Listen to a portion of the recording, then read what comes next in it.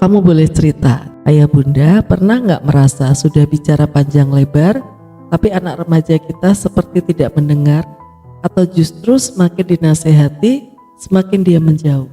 Padahal niat kita baik, kita ingin mengingatkan, kita ingin ikut menjaga, kita ingin yang terbaik.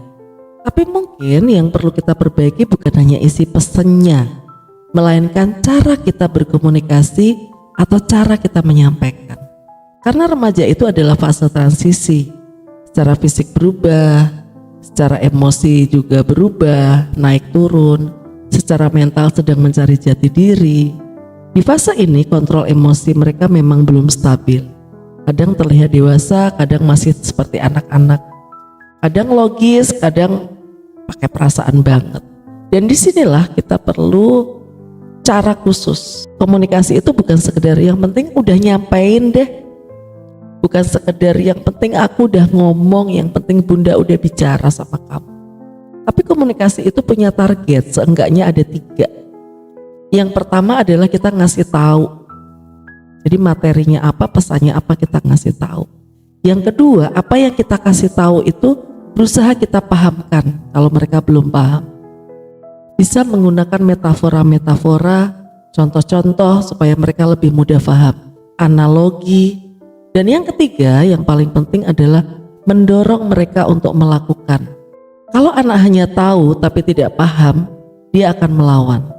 Kalau dia paham tapi tidak merasa dekat, dia bisa aja tidak bergerak. Karena remaja bergerak bukan hanya oleh logika tapi oleh rasa. Terus gimana nih tahapannya? Yang pertama adalah membangun kedekatan dulu. Pastikan hubungan kita dekat dan itu terkonfirmasi oleh mereka.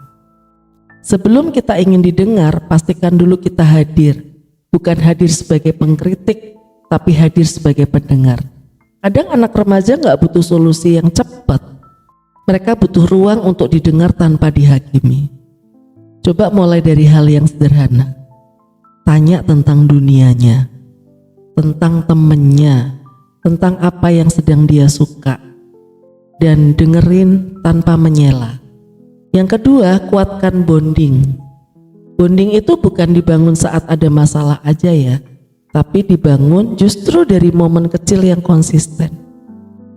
Makan bareng tanpa gadget, bercandaan bareng, ngobrolin yang receh, atau sekedar duduk di sampingnya tanpa ceramah. Ketika bonding kuat, nasihat kita akan terasa seperti pelukan, bukan seperti tekanan. Dan yang ketiga, membangun komunikasi positif. Bahasa-bahasa yang kita gunakan positif. Bahasa kita menentukan respon mereka. Kalimat seperti kamu tuh selalu aja salah akan membuat mereka bertahan dan melawan. Tapi kalau kita ubah menjadi bunda khawatir, boleh kita cari solusi bareng yuk. Itu terasanya beda.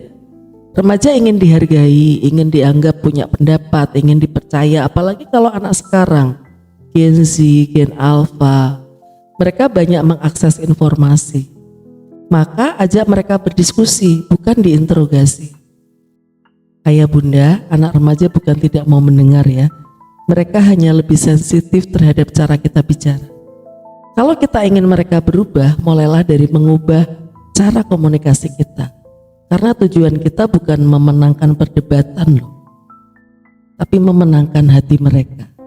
Semoga kita dimampukan menjadi orang tua yang tidak hanya didengar, tapi juga dirindukan nasihatnya. Kamu boleh cerita.